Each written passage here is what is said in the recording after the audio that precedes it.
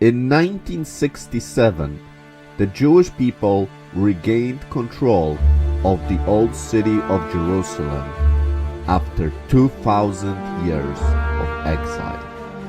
ברגע זה אנו עוברים את שער האריות. אנחנו בתוך העיר העתיקה.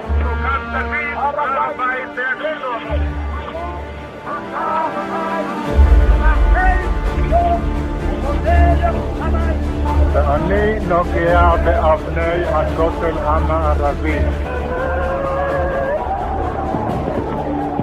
The results of the Six-Day War were a realization of many prayers of the Jewish people, who once again could pray in Jerusalem, in the old city of Jerusalem, and next to the Temple Mount. But the Six-Day War was a culmination of many events that shook the world in the 20th century.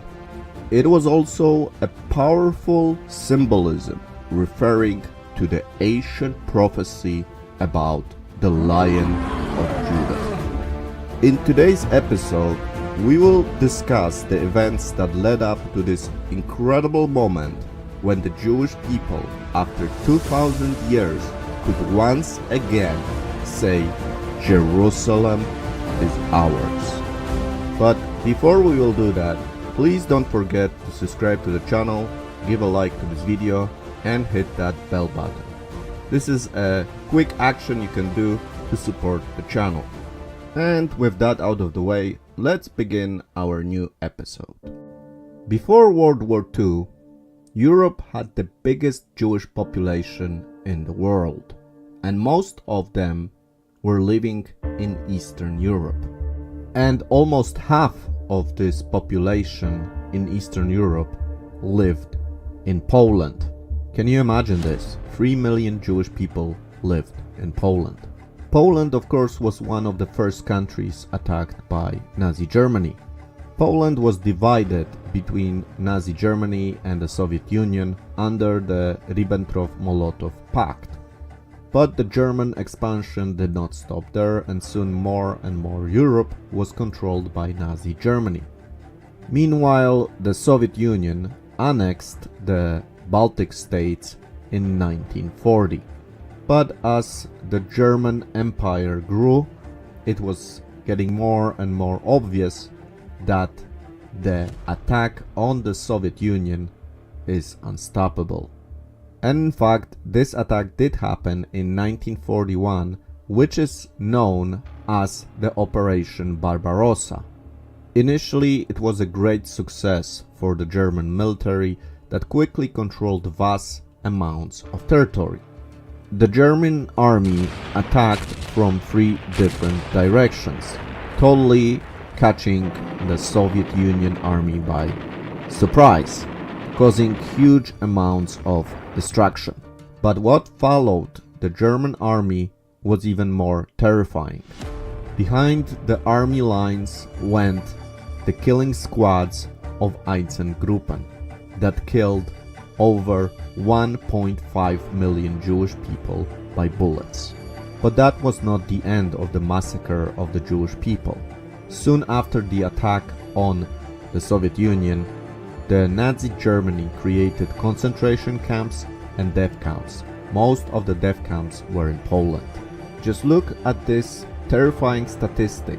Almost half of the Jewish people killed during World War II were killed in 4 death camps in Poland: Auschwitz, Treblinka, Belzec, and Sobibor.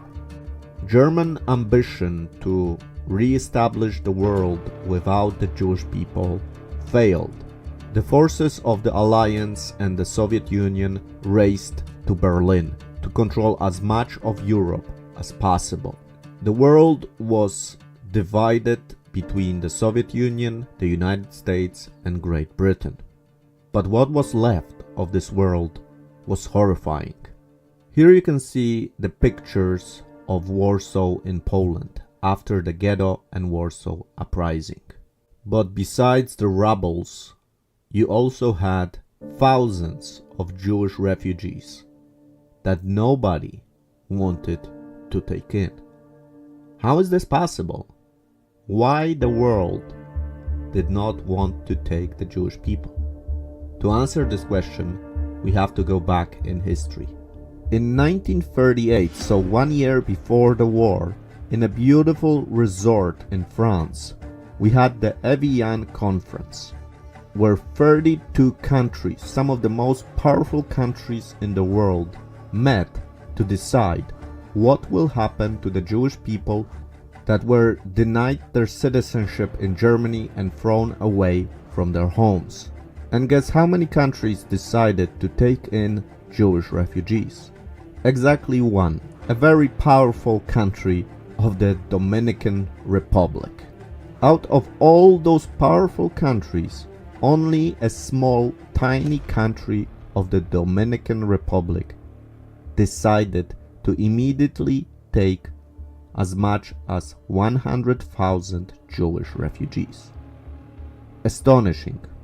And it seems it wasn't detrimental for the Dominican Republic, because today it is an exclusive vacation resort, while its neighbor, which is on the same island, is one of the poorest countries in the world. A huge difference there.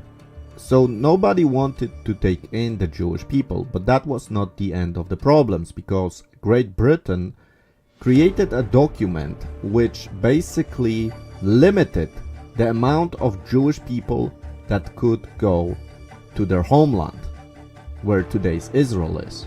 And because of this policy of the white paper created by Great Britain, some stories from World War II are very, very dramatic. For example, the story of the Stuma ship with 800 Jewish refugees escaping the Holocaust from Romania. On a barely swimming ship, they traveled to Turkey, where they wanted to continue their journey to their homeland, which then was controlled by Great Britain. However, Great Britain denied them visas, and Turkey denied them to disembark on their shores. The ship, without fuel, was left drifting on the Black Sea, which later was shot by a torpedo coming from a Russian submarine. Almost everybody died. But that's just one of many stories from World War II, and some were even more dramatic, where the Jewish people were denied access and ended up in death camps. But when the world did not want to take in the Jewish people, and when the Jewish people were denied access to their homeland, something even more sinister was happening in Germany. In a beautiful resort next to Berlin, high German officials were gathered by Reinhard Heydrich to ensure the final solution to the Jewish question. This is where the plan of extermination of the Jewish people was planned.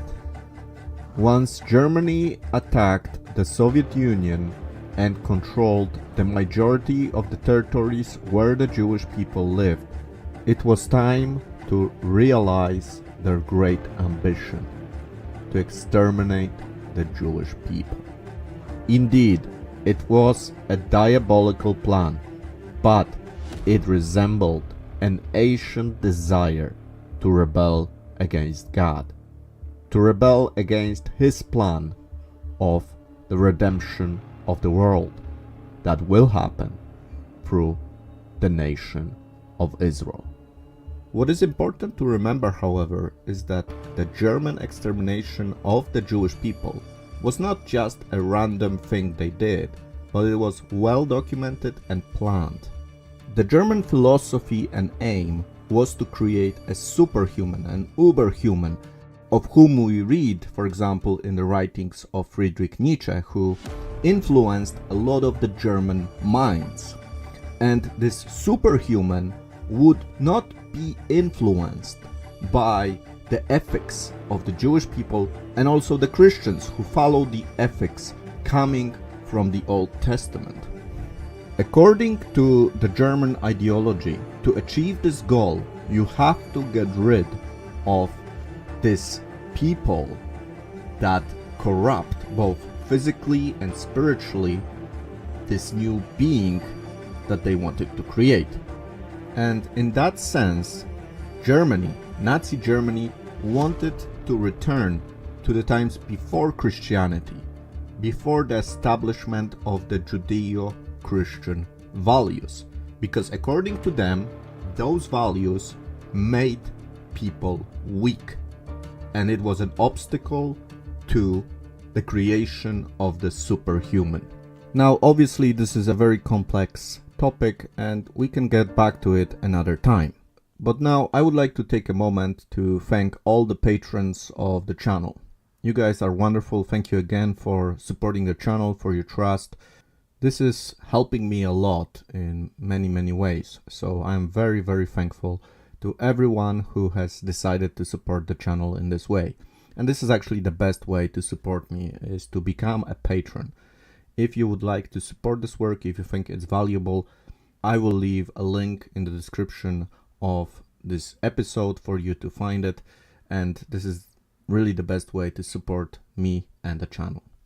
Okay, but let's get back to our story, because we still have a lot of things to cover. Okay, so we said that the results of World War II were very tragic. The Jewish people that survived World War II and the death camps were in a very difficult situation. They were refugees with nowhere to go. Nobody wanted to take them in. Again, just to give you an understanding what has happened, just look at this map before World War II. In the red circles, you can see Jewish population in 4 countries before World War II. Now, please look at the same countries showing you the Jewish population after World War II. And you can see a dramatic reduction, especially in Germany and Poland. What you can also see is quite a large number of Jewish people in the Soviet Union. And there is a reason for that. What has happened is that a lot of Jewish people from Western Europe started escaping the Holocaust to the east of Europe. And when many of them escaped places like Poland and ended up finally in the Soviet Union, then they were sent again even more to the east. This is actually how the family of my wife survived the war. But the problem was that once the war ended, the Jewish people were not allowed to leave the Soviet Union. They were behind the so-called Iron Curtain, and they couldn't leave the Soviet Union. This situation lasted until the Soviet Union collapsed in 1991. Here you can see a graph showing you the different periods in which the Jewish people emigrated to Israel. And you can clearly see that when the Soviet Union collapsed, that was the biggest emigration, the biggest aliyah. Over 1 million Jewish people emigrated from former Soviet Union countries to Israel. That's why it's sometimes called the Second Exodus. But what was left of the Jewish people after World War II was a hopeless state. They were just skins and bones, and this is something that reminds us of what we read in the Bible. In the book of Ezekiel, chapter 37, we read, The hand of the Lord was upon me, and carried me out in the spirit of the Lord, and set me down in the midst of the valley which was full of bones, and caused me to pass by them round about. And behold, there were very many in the open valley, and lo, they were very dry. And he said unto me, Son of man, can these bones live? And I answered, O Lord God, thou knowest. Again he said unto me, Prophesy upon these bones, and say unto them, O ye dry bones, hear the word of the Lord. Thus saith the Lord God unto these bones, Behold, I will cause breath to enter into you, and ye shall live. And I will lay sinews upon you, and will bring up flesh upon you, and cover you with skin, and put breath in you, and ye shall live. And ye shall know that I am the Lord. The world saw this vision at the end of World War II, when in places like Buchenwald, the American soldiers entered the concentration camp. They saw the bones, the skins. When in places like Auschwitz, the Soviet soldiers entered and saw bodies without life in them. It was a dramatic experience for the world of what a human can do, of what a fallen man can do in his quest to rebel against God and his design. Many people ask this question, where was God in the Holocaust? But I think a better question is, where was man when that happened? It was the hands of a human being that created this hell on earth. But the vision of Ezekiel does not end there, does it? There is hope, and there is continuation to this story. So I prophesied as I was commanded. And as I prophesied, there was a noise, and behold, a shaking, and the bones came together, bone to his bone. And when I beheld, lo, the sinews and the flesh came up upon them, and the skin covered them above, but there was no breath in them. Later, in verse 11, we read that those bones symbolize the whole house of Israel. Then he said unto me, Son of man, these bones are the whole house of Israel. Behold, they say, Our bones are dried, and our hope is lost. We are cut off for our parts. This is what happened to the Jewish people in the Holocaust. They were gassed, killed, and their bodies burned in the crematoriums. But the Jewish people were not destroyed. And shortly after World War II, this horrible story of the Holocaust, we saw a resurrection of the Jewish nation in their homeland. Now, in my two previous videos, I did discuss the events that led up to the creation of Israel, including the partition plan that was proposed by UN, and it was a big deal for that period of time. And of course, the Jewish people accepted it because that's the only thing they had at the moment.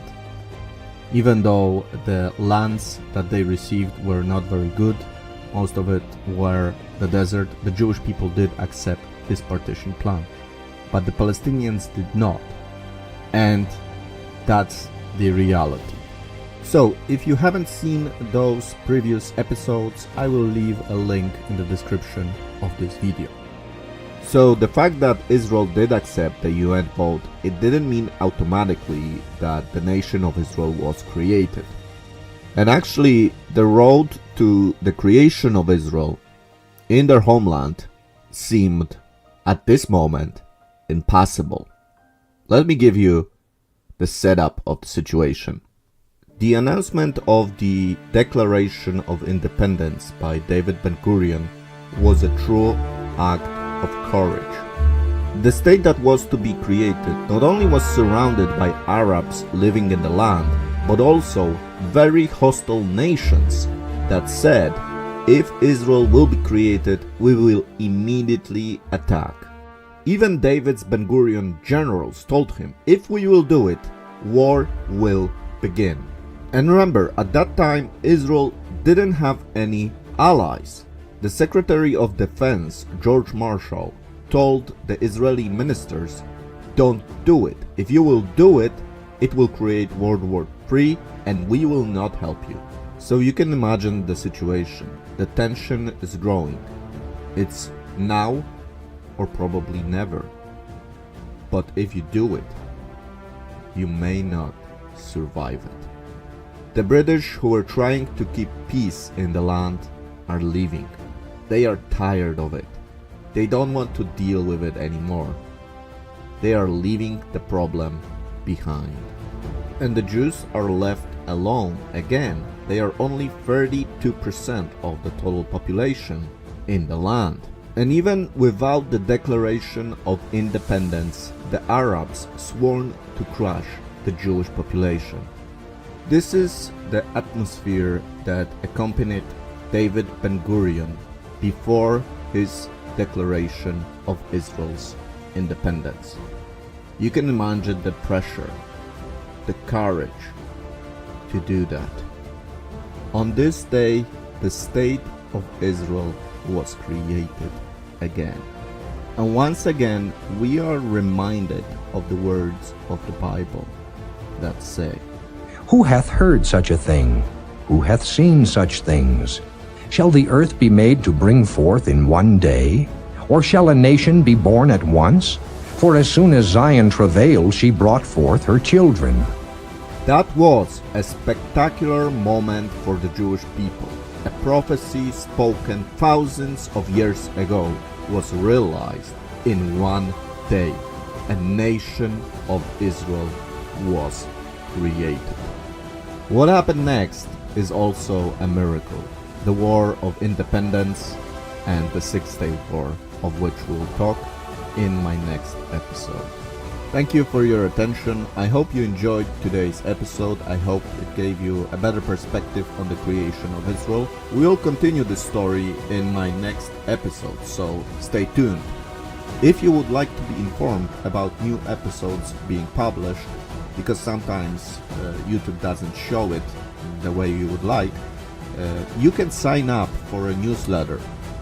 Just send me an email to this address you can see now on the screen. I will also leave it in the description, and I will inform you of new episodes when they are uploaded to YouTube. Also, please remember to subscribe to the channel, like this video, hit that bell button. This really helps me to share this message to the world. If you think it's valuable, please share it. And I wish you a good day, a good week. Soon I will be publishing more videos of my walks in Jerusalem. Have a good day. Shalom.